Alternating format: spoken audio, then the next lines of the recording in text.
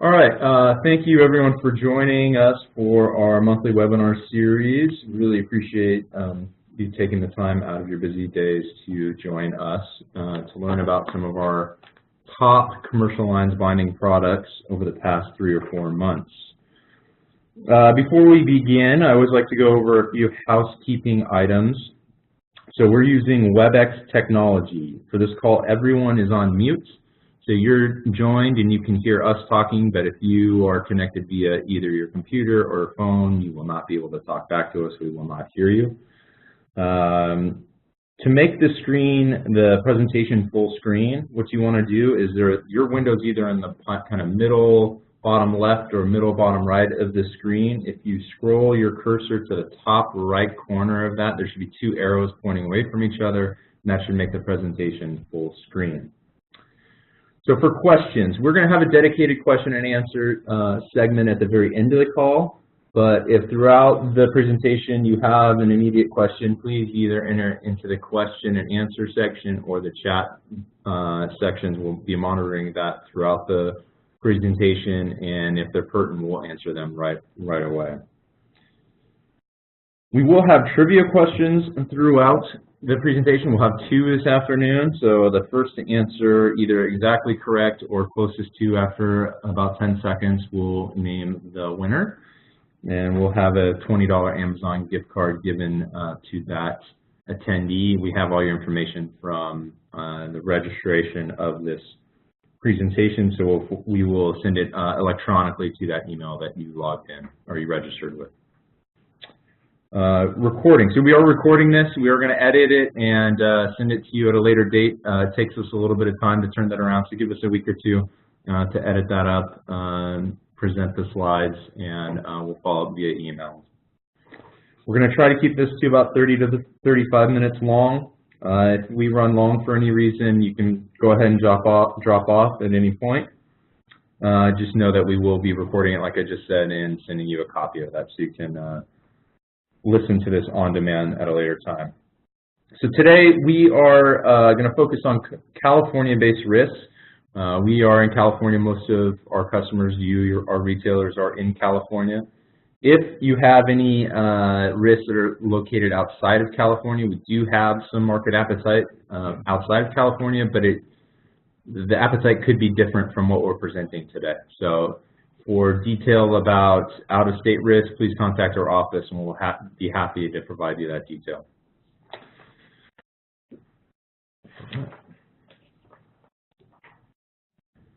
So who am I? I am John Poucher. I'm the Sales and Marketing Manager here at Abram Interstate Insurance Services. I'm really just going to be facilitating most of the presentation today.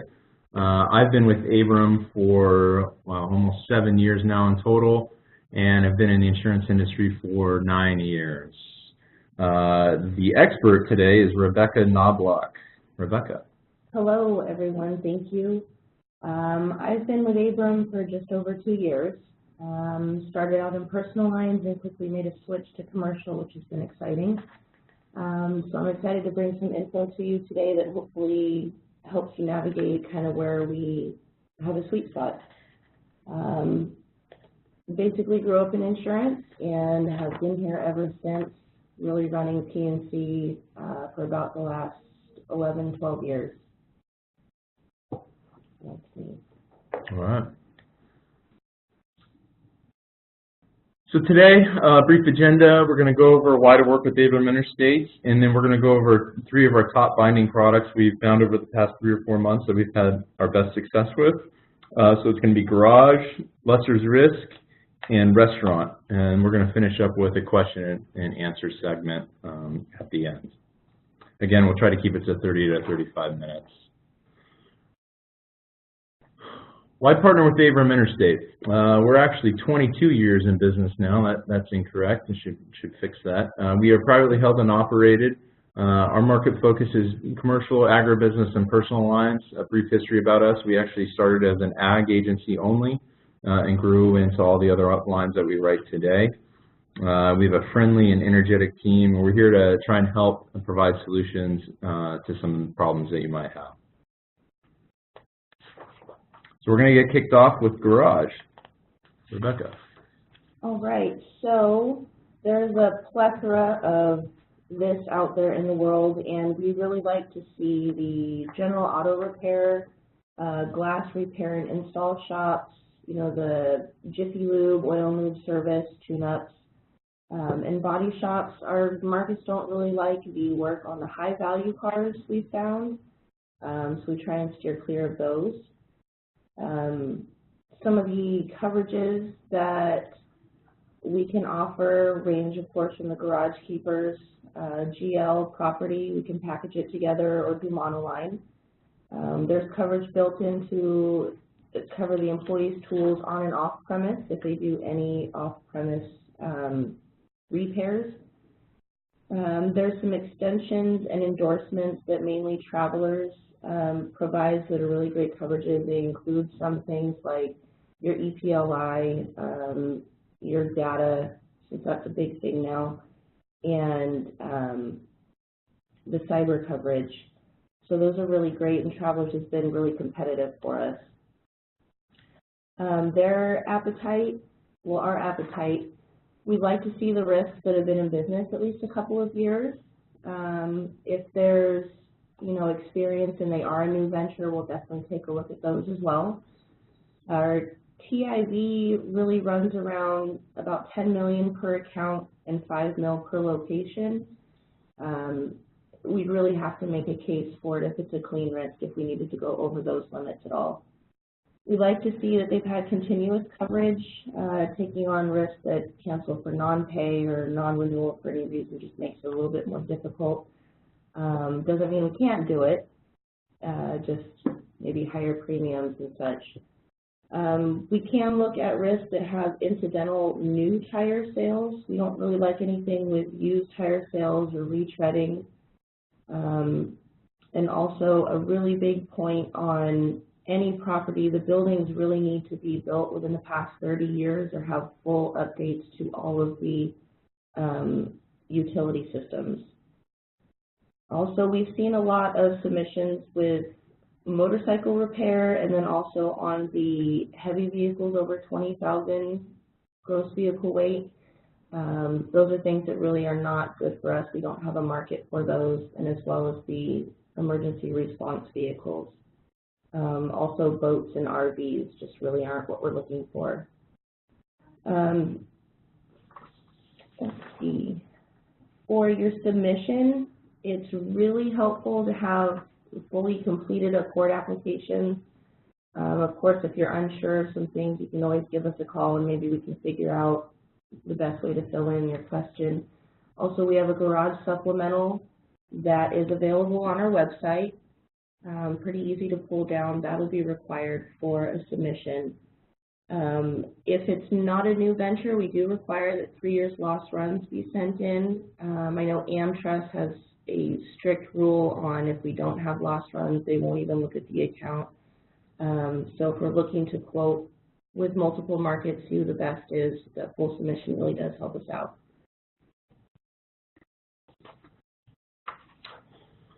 Thank you, Rebecca. And to highlight some of the successes that we've had recently, you'll see here what we've found in the last couple months. And I just plucked a few vines. We've found a lot more than this, but we found a window tinting business here in Sacramento area. It was a geo only for $500.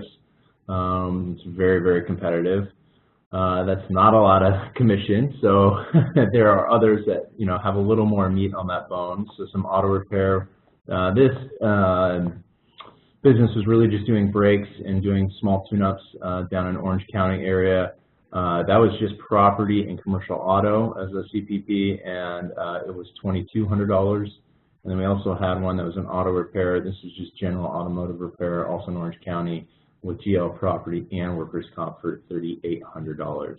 That's pretty competitive. And it's very competitive. So we're binding about 30%. Pretty much all the products that we're going to highlight today is 30% or more, depending upon the specific classification within the line. All right, so we're going to get ready for our first trivia question. So how this is going to work is I'm going to ask a question, and then the first person to either get the response exactly correct or closest to correct will win a $20 Amazon gift card, and you can type that into the Q&A box or the chat box. If you've made your presentation full screen, you just scroll your cursor to the top of the screen. There should be a little blue bar, and that should create a menu bar and should give you those options. And so why don't you make sure you get those open now. And this question's pretty simple. Just went over it. For garage quotes, where should you send your submission? Your 125, your 126, 140. Garage supplemental and loss runs would be ideal. All right, Tane Masher has got it in already. apps@abraminterstate.com. All right, Tane, we'll be following up with you for your gift card. Big spender. Big spender. All right, on to probably our biggest product within Abram Interstate and our commercial book and portfolio is Lesser's Risk Insurance. All right, so Lesser's Risk, we also refer to it as LRO. We have a wide variety of markets, so there really isn't an exact, like TIV, as everybody is different. So we'll kind of speak in a little bit of generalities, and then if you have questions, definitely call us or email, and we can kind of nail down what you're looking for. LRO, we go from apartments, office complexes, retail tenants, shopping centers, mixed-use retail with apartment, offer coverages with monoline GL and property, or we can package those. We can also do EPOI if necessary, cyber liability, employee dishonesty if that is something that you're looking for, as well as the crime coverage, and a lot of these can be offered standalone and within a package. I'd say this is probably our broadest appetite as a company for any single product. Almost every single carrier that we write with here at Abram Interstate has an appetite for lesser's risk of some sort. So depending upon the risk profile, the location, all the COPE information, construction, occupancy, protection, and exposure, we can fit it in a different market. I don't think we've ever come across one that had too high of a TIV that we could not place. They're probably out there, but we haven't had a submission to date that was too big for us. So if you have lesser's risk, definitely think of Abram Interstate always. Definitely, and with that, kind of pick the mid-range that we see on like apartments being about 75 mil per account and 10 mil per building. Also commercial real estate up to about 50 mil per account, 15 mil per building. And we also have hotels in about 25 mil per account and 10 per building. Like we said, though, there's a wide market that we have, so those are just kind of averages that we see come in. Again, we like to see the 3 years in business under the same ownership. Of course, experience can also take the place of that. The minimum occupancy rate would be about 80%. On our hotels, it is 60% to be eligible. Again, on the buildings, the property is really huge. As we know, we're on fire all the time. So this is helpful with the buildings being built within about 30 years and fully updated if it's older. We do have a surplus market for student housing. We didn't recently, but we've just been able to bring that on with Western World. That is one specific market that we can write there. Richard Vasquez has an interesting question. Is there an age limit for the apartments? I wouldn't say an age limit. There's housekeeping restrictions, and we will need to see updates. If the heating hasn't been updated since 1942, it's probably not going to be something that we really want to take a look at. So we just need to make sure that we have recent updates to the building. If it is really old, built in 1800s, we've had some of those, we will definitely just go to our surplus market. And the updates need to be verified. They do. We need paper trails, showing of the updates somehow. The most admitted right now, it seems, in the marketplace are stopping between the 30 and 50 years built. you know, that's Closer kind to of 30. 30, yeah. Some of them are 30, just in that range. Just the admitted will stop, and then it will go surplus lines after that range, Richard. Good question. Great question. Some ineligible items we see a lot when we check out the risk, you say on Google or any of the apartment listings, those type of things. We see a lot of barbecues on balconies. That's a big no for us.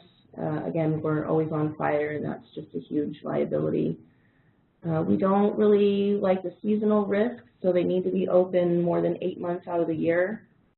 And on things we cannot have the property management or the developer as a named insured. I know that comes up frequently for us as well. Just to highlight the barbecue point, I know there was a famous case out in Berkeley of a barbecue out on a balcony for a student housing, and that got caught on fire. It was a big problem in the area. Could imagine it'd be a big loss. So again, we have a wide variety. We kind of just went over generalities.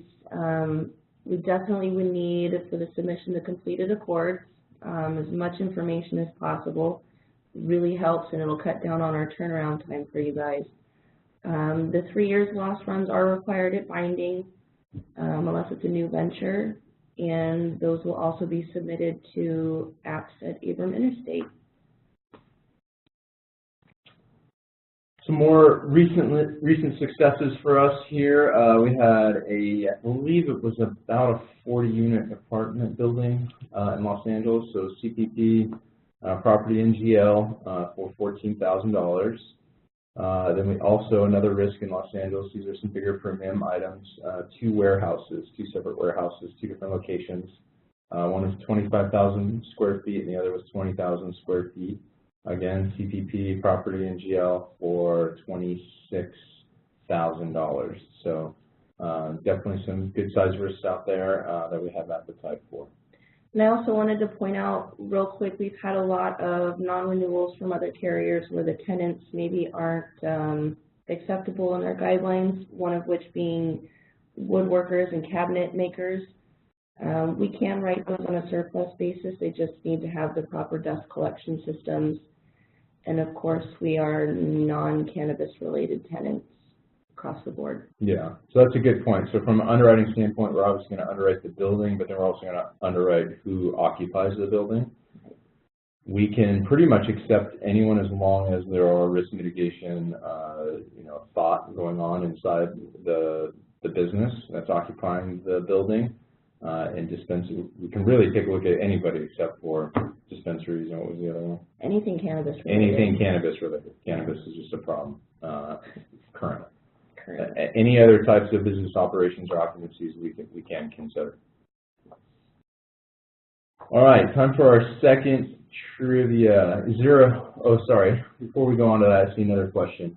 Richard Vasquez, what is the minimum unit per building for apartments? So in order for it to be a commercial risk, we really look at 3 units or more.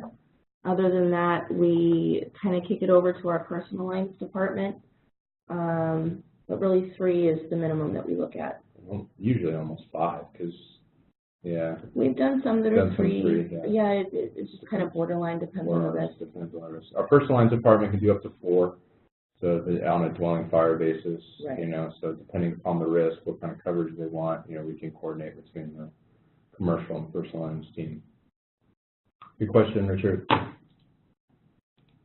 All right, time for a second trivia question. This is going to be more of a closest to answer, so get your Q&A box and chat boxes out. And our next product is on restaurants. How many eating and drinking establishments are there in California?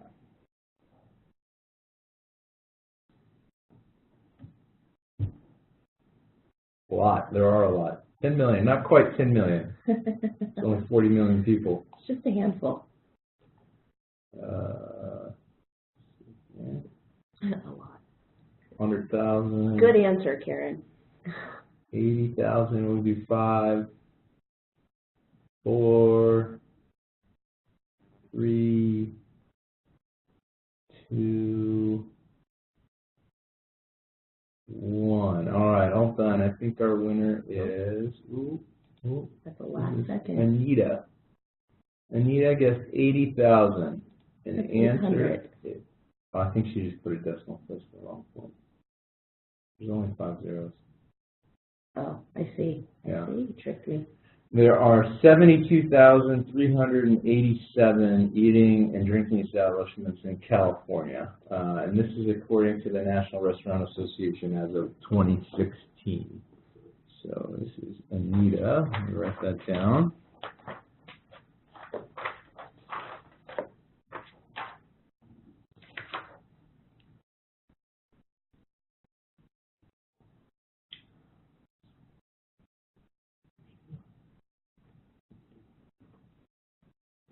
All right, Anita, congratulations. Okay, on to restaurants. All right, you guys love to send us your restaurants. We've seen anything from donut shops, cafeteria setups, coffee shops are really big, as well as the family style, also fine dining. We love them all. Coverages we can offer, GL property, of course, we can do monoline or package. We have everything on the EPLI, spoilage, cyber liability, employee dishonesty, and again, depending on the carrier, there's also endorsements and extensions and other coverages that might be available. Liquor. And liquor. Liquor's a big product we can write as package or monoline as well. So. Right. Several carriers for that also. Yeah. Okay, so our TIV, again, it varies a bit per carrier. It seems to be about 25 mil per account, 10 mil per location. Again, the experience and years in business is the same as most of our risks. If there's experience and new venture, we could definitely take a look at it. Again, no seasonal risk, so they do need to be open 8 months or greater out of the year. We've seen a lot of operations up in Lake Tahoe that are seasonal with the winter tourist season up there that we just can't do. We like them not to be open later than midnight. If they are, it kind of kicks it over into a nightclub type class, which we can entertain, but just not for our restaurant product. The building, again, the updates are really huge.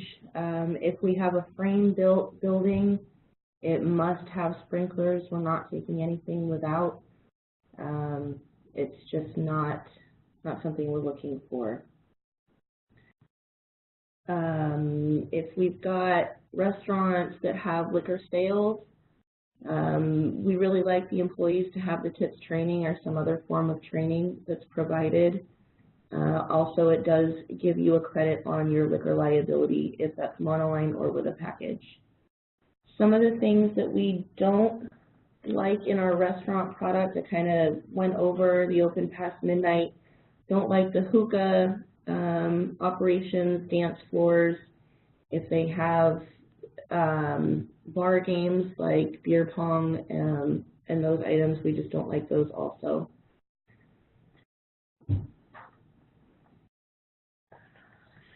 Again, non-sprinklered frame buildings is not something we're going to want to take a look at. All of our carriers, you know, I don't know who is writing a non-sprinklered frame building, especially for a restaurant, but that's just a loss waiting to happen. It's not a good thing. A really good point we have with MetLife, if your restaurants are not selling liquor, they're super competitive on their premiums, and they do offer, again, a lot of extensions on their coverages and endorsements for those things like your sandwich shops that have no alcohol sales.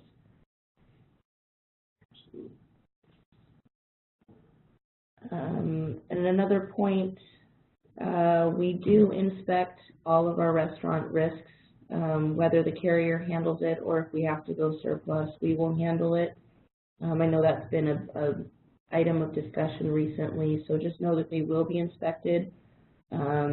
We will need to know that the ancillary systems are kept up at least on a quarterly basis, I believe it is, for any of the kitchen areas. Where do they submit?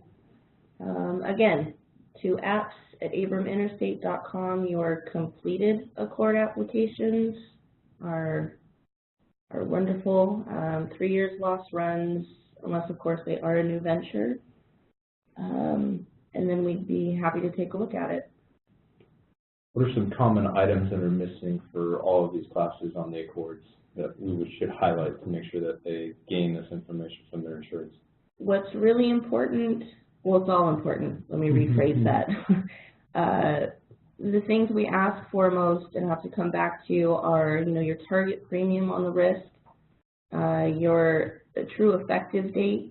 A lot of times there's no current coverage information, so we really don't have anything to go off of.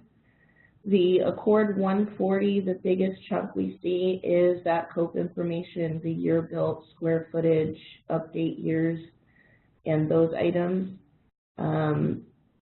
And sometimes the location is missing. I'm not sure where that's happening, but the location address definitely is huge. All very important. So how this benefits you guys as well is it's going to shorten down your turnaround time. So less back and forth we have to have for information about the risk to be able to quote it will shorten down your turnaround time to get a quote. So if we get an Accord in that has only a couple pieces of information, we're basically going to be asking for the whole entire submission again. So you're going to be going back and forth with your insured, and it's just going to delay the whole process. Right. So knowing what you need up front, knowing that you need those completed Accords, and having everything answered, try to leave as little blank as possible to be able to give us the ammo to turn you around a quote very quickly so and you can win the business. A quote that's accurate. And accurate, exactly. So you don't want to have any hang-ups at binding either, because we're assuming things and we're quoting it subject to, and then at bind we find, oh, we gather all this information and it changes the rate up or down, sideways. All right, we do have another question. Is a restaurant with a bar and entertainment and lodging acceptable? So it sounds like from just the minimal info we could entertain it. It would really depend what kind of lodging, what kind of entertainment. It kind of sounds like it might be a surplus risk, but we can get kind of creative when we quote there. So, again, it depends on the entertainment type, the lodging. We'd have to take a look at all of that. Okay, good question. Again, some more recent successes, binding some restaurants. So we had a gelato store in Los Angeles, CPP property in GL for $2,300. We had a Mexican taqueria in Sacramento. I was on a bot form for $743. Another fast food restaurant in Tracy. I was on a bot form for $2,800. And a pretty larger family-style restaurant in Richmond, California, with property in GL for $2,000. Well, that's the end of our presentation. Thank you so much for taking the time out of your busy day to join us. Yes, thank you. Our hopes that you gained more knowledge about our top running products so that your business with us is more successful. We want you to have an increased underwriting understanding so that way when you're working with your insured about placing business and getting them quotes, it's a more seamless process. So you can better guide your client as the expectation throughout the entire process, from quoting to binding to endorsements to audit, etc. Inspections, like Rebecca said. So right now we're going to open things up to questions that you might have. Again, you're all on mute, so please type any questions that you have into the chat boxes and we'll make sure to answer them. Anyone else that needs to jump off, you can go ahead and do so now. Thank you. Thanks, guys. Okay.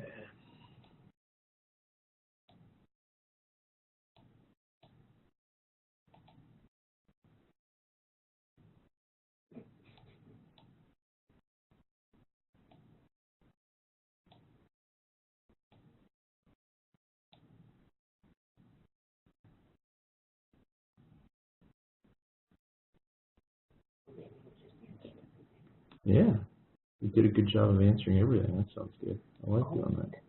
All of it. Oh, let's see. Wait, I'm at the top. Oh, here we go. Might have missed some. Okay, first question from Chris.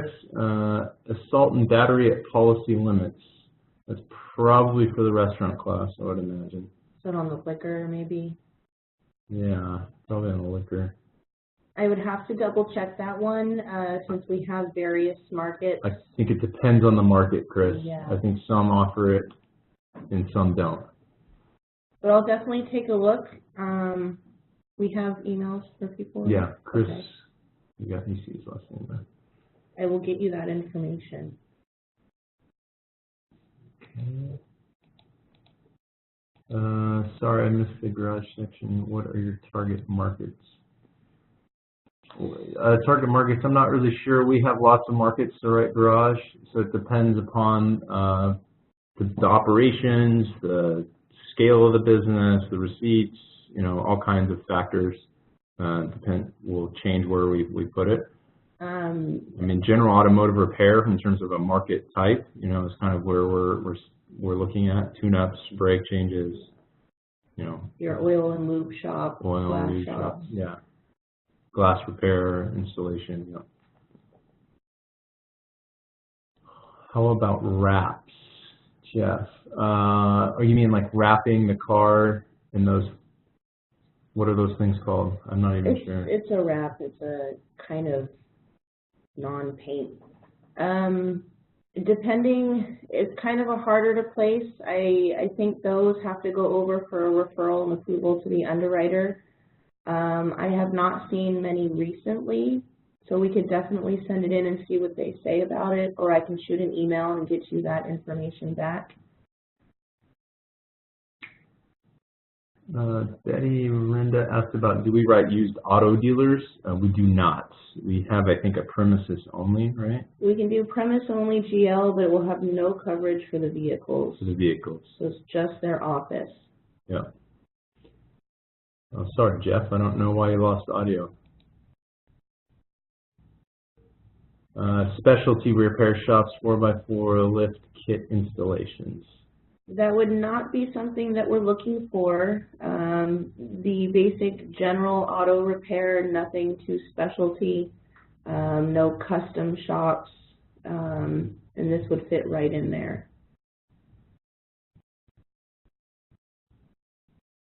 So yeah, if you have the office and that premise only GL will work, feel free to send in your court applications.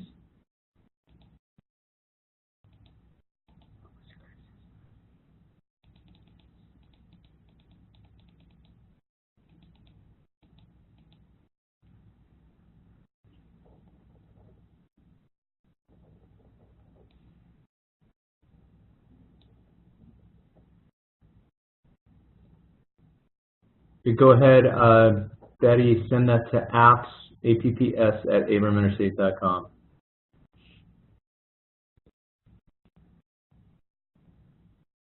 Yeah, which risk would that be? What class? Betty, what class do you write the building in GL, owner occupied? Question mark. I don't.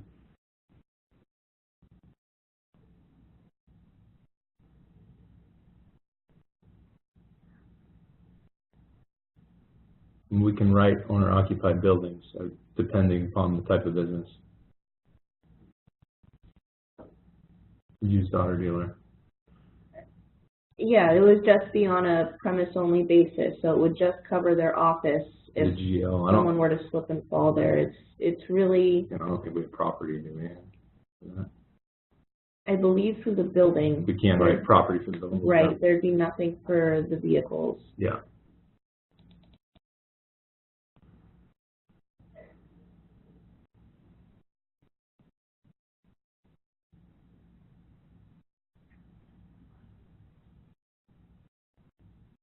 For building, yes, we would do it for the building. Just nothing for the autos.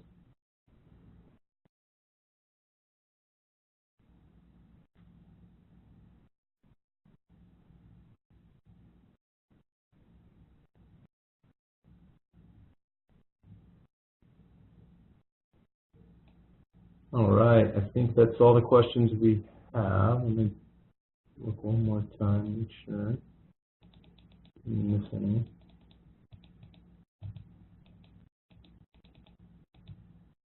And Jeff, I'll reach out to you, figure out why you lost audio. All right, I think that's all the questions that we have. So thank you everyone for joining our webinar presentation, our monthly webinar presentation. Really appreciate it. And until next time, we'll talk to you later. Thank you.